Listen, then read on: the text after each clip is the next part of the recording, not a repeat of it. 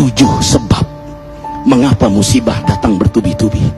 Yang pertama, karena banyaknya maksiat. Surah Yasin ayat 19 yang kita baca setiap hari. Kemalangan terjadi, musibah terjadi, malapetaka terjadi karena dosa keterlaluan kalian kepada Allah. Yang kedua, karena banyaknya orang berbuat zalim. Dengarkan surah Qasas ayat 59. Kami tidak akan menghancurkan satu daerah kecuali para penduduknya banyak berbuat zalim. Anak durhaka pada orang tua, istri yang berani kepada suaminya, perampok, pembunuhan di mana-mana. Ini mengundang bala bencana. Yang ketiga, mengundang bala bencana karena kelakuan tangan-tangan manusia. Rum 41. Telah tampak kerusakan di daratan dan lautan karena tangan-tangan jahil manusia, agar mereka merasakan akibat perbuatan mereka. Sebagian mereka merasakan akibat perbuatan mereka, agar mereka kembali kepada Allah. Yang keempat, bencana terjadi karena para tokoh melakukan kemaksiatan dan kezaliman. Dengarkan dengan iman, wahai penduduk Indonesia yang mulia, bila kami ingin menghancurkan suatu negeri, kami perintahkan para tokohnya untuk taat kepada Allah, tapi mereka maksiat, tapi mereka berbuat zalim, tapi mereka khianat kepadaku dan kepada makhlukku. Fahaqa alaihil qaul, maka haklah untuk mereka datang bala bencana seperti kaum Ad, kaum Samud, kaum Lut, kaum Nuh. Kami hancurkan sehancur-hancurnya. Siapa tokoh itu?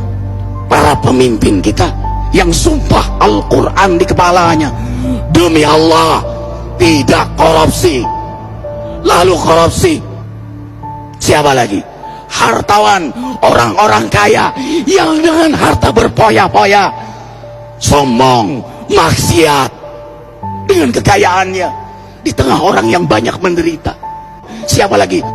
Ulama yang menjual ayat-ayat Allah dengan murah. Subhanallah. Yang kelima, mengapa bala bencana terjadi? Karena orang-orang soleh, orang-orang baik diam melihat kemaksiatan dan kemungkaran. Surah Al-Anfal ayat 25. Takutlah kalian dengan musibah yang tidak hanya menimpa orang yang maksiat, orang yang berbuat zalim, tapi juga kalian orang-orang soleh. Maka masa bodoh dengan kemaksiatan bukanlah sikap seorang mukmin.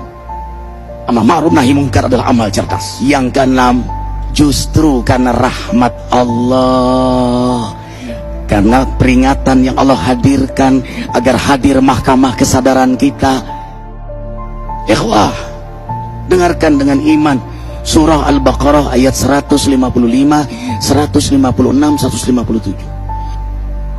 Kami pasti uji kalian dengan sesuatu yang buat kalian takut lapar, takut miskin, takut kematian.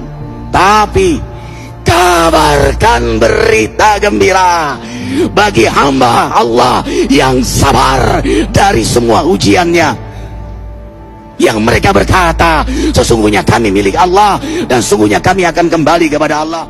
Yang terakhir, yang ketujuh, ada yang nanya, bagaimana yang maksiat yang selamat? Tenang-tenang saja. Yang berbuat zalim malah sukses. Di mana keadilannya? Allah Maha Adil. Dengarkan surah Hud ayat 15-16. Barang siapa mencari kesenangan dunia, lalu dia menghalalkan semua cara, apa kata Allah? Kami beri, tapi di akhirat tidak mendapatkan secuil pun kenikmatan, malah nikmat di dunianya menjadi bahan bakar azab untuk dirinya. Itulah istidrat. Lalu apa sikap kita sekarang? Orang beriman menjadikan peristiwa apapun sebagai jalan untuk mendekatkan dirinya kepada Allah.